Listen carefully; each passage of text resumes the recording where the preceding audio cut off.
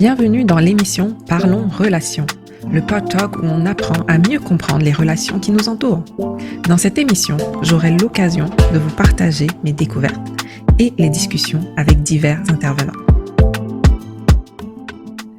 Bienvenue dans l'émission Parlons Relations. Nous sommes rendus à l'épisode où on va parler d'amour et de passion. Si vous nous souvenez bien, le dernier épisode, c'était beaucoup c'est quoi le couple, comment on devrait réellement voir ce qu'est un couple. Et maintenant, allons un peu plus en profondeur par rapport à l'amour et la passion. Parce que le plus souvent, on confond très souvent les deux. Et on le confond pourquoi? Parce que on est, comment dire, on on n'a pas de bons exemples autour de nous, ça je le dis souvent, ou parce que la société nous renvoie beaucoup le côté romantique de la chose, donc le côté surtout passionnel de la chose, et on a tendance à répéter ce côté-là passionnel dans nos expériences. Et, et je dirais que l'amour en tant que tel, c'est quelque chose de tellement incroyable. Puis je vais vous donner une définition qui vient de notre Créateur, le seul et l'unique, Dieu le Père. Et qu'est-ce qu'il nous dit, lui? Parce que honnêtement, euh, si je vous pose la question à vous, c'est quoi l'amour? C'est quoi pour vous? Vous pouvez me répondre dans les commentaires.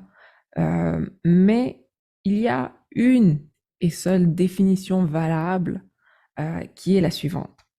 L'amour est patient, il est plein de bonté, il n'est pas envieux, il ne cherche pas à se faire valoir, il ne s'enfle pas d'orgueil, il ne fait rien d'inconvenant, il ne cherche pas son propre intérêt, il ne s'aigrit pas contre les autres, il ne trame pas le mal, l'injustice l'attriste, la vérité le réjouit.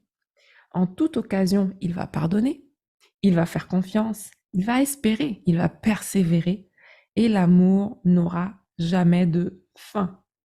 Donc ça, c'est la définition la plus complète que j'ai pu voir dans ma vie et qui exprime réellement ce que c'est. Maintenant, si on regarde comment on peut vraiment différencier les deux, l'amour et la passion. Je dirais que la passion, puis là, je vous montrerai des schémas qui résument bien ces choses-là. Ça va apparaître quelque part dans le coin de l'écran. L'amour, on va dire qu'il y a comme trois pôles. Les trois pôles qui entourent l'amour, il y a l'admiration, il y a le projet et il y a l'attirance. Là, on se retrouve vraiment dans l'amour véritable. De l'autre côté, on a la passion qui, elle, va avoir des pôles différents. Et ces pôles sont l'idéalisation, donc on idéalise le couple, la relation romantique, c'est Hollywood, on vit vraiment quelque chose d'incroyable, c'est comme dans nos rêves là. Et il y a le désir de fusion qui est un autre pôle, et le troisième, le coup de foudre. Et là, on se retrouve dans la fusion, la passion, on est collé, serré, on veut plus jamais se quitter, et ça dure quelque temps. Parce que c'est ça, la différence entre les deux, c'est que l'amour est éternel, ça dure toute la vie. Et si on y met les efforts nécessaires pour entretenir cet amour-là, rappelez-vous, le jardin, on sème, on arrose, on arrache les mauvaises herbes, on prend soin des choses dans le jardin. Donc si on met les efforts nécessaires et qu'on accepte de se remettre en question régulièrement, alors on va vivre quelque chose de durable, qui ne va jamais se terminer. Par contre, de l'autre côté, la passion ne dure que quelques heures ou plus, 2 ou 3 ans. C'est jamais long, c'est jamais long. C'est une illusion. Et qu'est-ce qui arrive aux illusions? Bah, on le voit aujourd'hui, puis on le voit plus. Terminé. Cherchez à prendre le contrôle émotif de l'autre pour le rendre conforme à ses attentes. Donc, lorsqu'on idéalise, on s'attend à voir quelque chose chez l'autre personne, à la voir habillée d'une certaine manière pour nos désirs personnels et assouvir vraiment quelque chose d'immédiat, satisfaire nos désirs. Eh bien, il se trouve qu'une fois que c'est fait, ben, c'est fini. L'illusion se termine, le désir s'effondre et c'est terminé. Donc, c'est quelque chose d'éphémère finalement. ça ne dure pas longtemps. Donc, j'espère que vous avez compris la différence. Et il faut comprendre qu'à travers ça aussi, on a des étapes, des évolutions par rapport au couple en tant que tel. Alors, le couple heureux, il va passer par 5 étapes. Les 5 étapes vont être les mêmes pour tous les couples. Première étape. Puis là, je vais les énumérer, on va les énumérer à l'écran. Il y a la lune de miel, ou période passionnelle. Il y a la lutte de pouvoir, donc ça c'est la deuxième chose, la lutte de pouvoir ou de période d'adaptation, où on apprend vraiment à se connaître, à marquer son territoire ou à bâtir le territoire commun.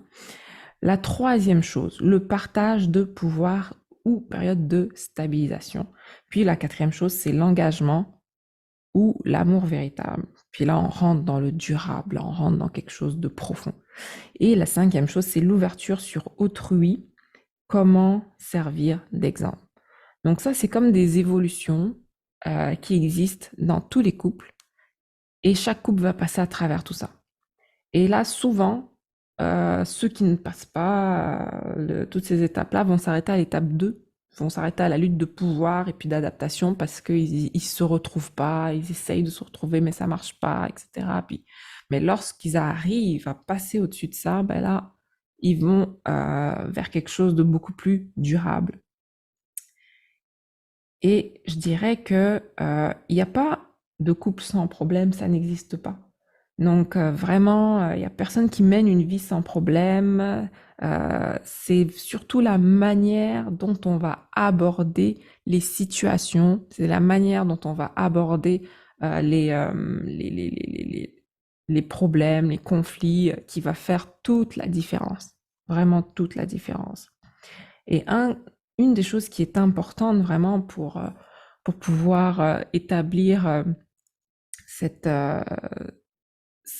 une bonne dynamique, si on veut, à travers la communication, c'est vraiment d'établir des fondements de communication. C'est-à-dire, je vous en citais 3 en fait.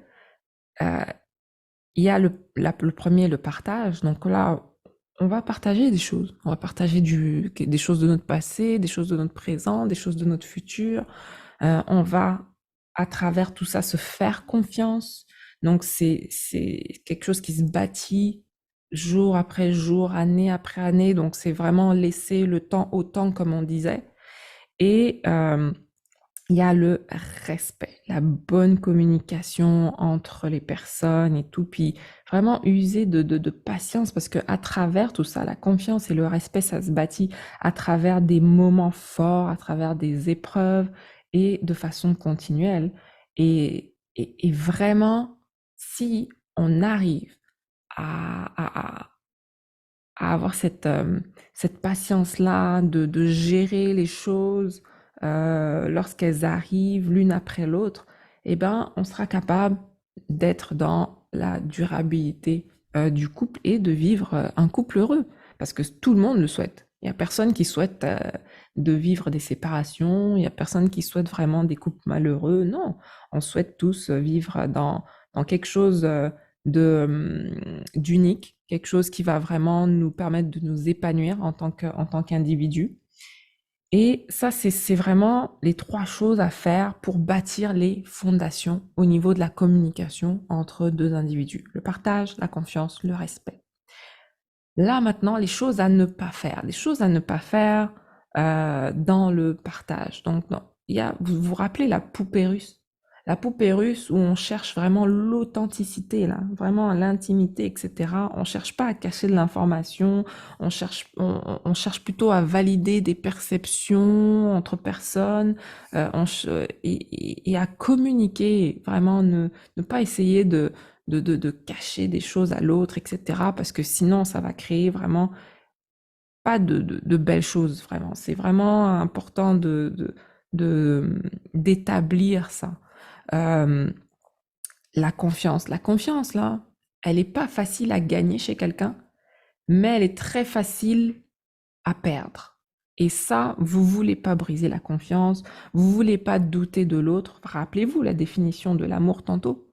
Il n'y a pas de... On a confiance à l'autre, on ne doute pas de l'autre. Donc, c'est vraiment ces choses-là qu'il faut appliquer là, au quotidien pour bâtir vraiment quelque chose de solide.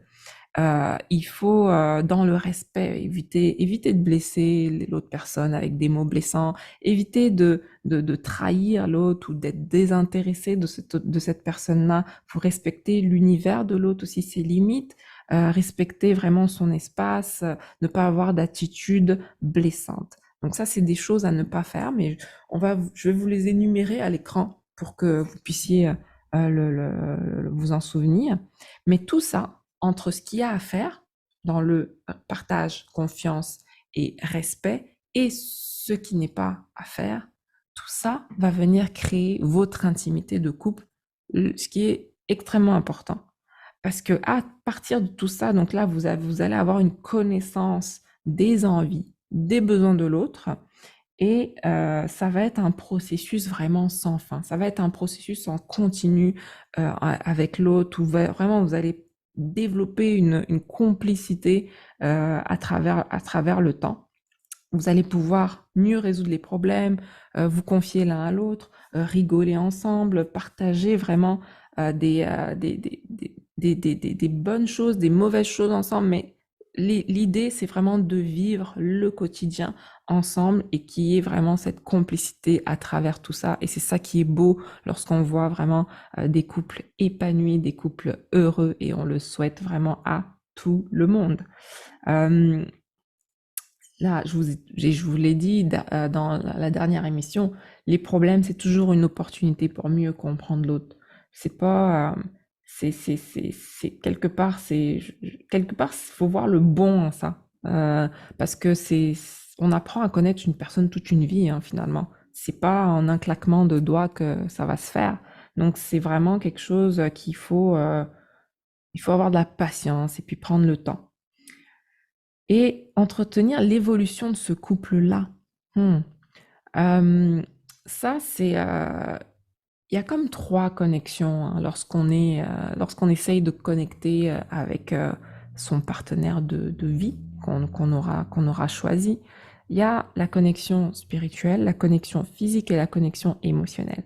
Ces trois choses-là sont fondamentales pour vivre pleinement l'évolution d'un couple. Parce que quelque part, le mariage en tant que tel, c'est le caractère, en fait, c'est vraiment le reflet de la relation que Dieu peut avoir avec nous en tant que personne.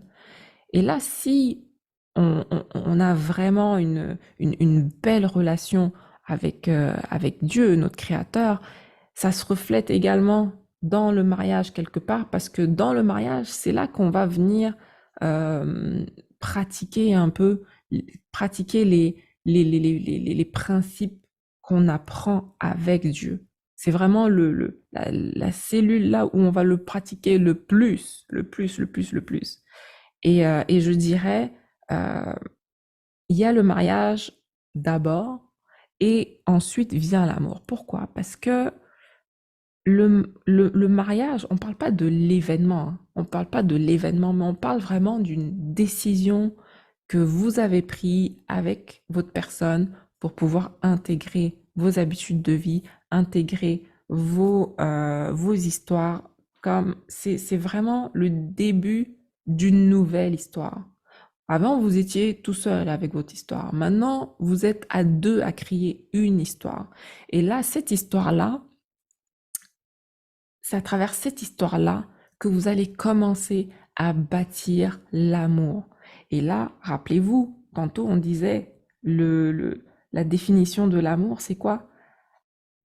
Quand vous allez commencer à démarrer cette histoire-là, mais c'est là que vous allez commencer à vivre des épreuves où il va vous falloir de la patience envers l'autre, parce que l'autre, il va avoir des défis, vous allez avoir des défis, vous allez avoir de la patience l'un envers l'autre, vous allez avoir de la patience, vous allez avoir de la bonté, vous allez avoir, si l'autre, on va vivre certains succès et tout, ben, faut pas être envieux de cette personne-là, parce que faut plutôt être content pour lui, pour qu'est-ce qu'il est en train d'accomplir. Euh, Là, c'est toutes ces choses-là dont je vous ai parlé, c'est là que vous allez commencer à le vivre. À partir du moment où cette histoire d'amour-là va démarrer, vous allez commencer à devoir appliquer ces choses-là, le pardon, la confiance, espérer, persévérer. Ça va commencer à ce moment-là et pas avant. C'est vraiment comme avant ça, vous vous découvrez quelque part. Mais lorsque vous décidez, vous prenez cette décision-là de démarrer ensemble, de marcher ensemble vers pour bâtir ce territoire commun-là, vous allez devoir vivre tout ça. Parce que le jardin en tant que tel, bon, si on reprend l'exemple du jardin, le jardin, parfois, il y en a un qui va être plus fatigué que l'autre. Puis, il sera pas en mesure de vous accompagner pour aller arroser le jardin. Bah là, vous allez devoir être patient envers l'autre. Le jardin en tant que tel, un jour, vous allez avoir récolter des fruits et des légumes de ça, et puis vous allez devoir le partager ensemble parce que ce sera comme un succès que vous allez avoir tous les deux d'avoir vu ces fruits-là pousser, puis là maintenant vous pouvez le déguster, vous pouvez le manger à deux, et vous allez vivre cette réjouissance-là à deux. Donc là, tous les défis qu'on peut vivre dans le jardin, vous serez emmené vraiment à pouvoir appliquer vraiment les principes de l'amour, de la définition de l'amour que je vous ai donné au début. Et quelque part, l'amour doit vous remplir d'énergie et vous donner l'assurance afin que vous deveniez celle qu'il vous a destinée à être. Donc, à devenir la meilleure version de vous-même.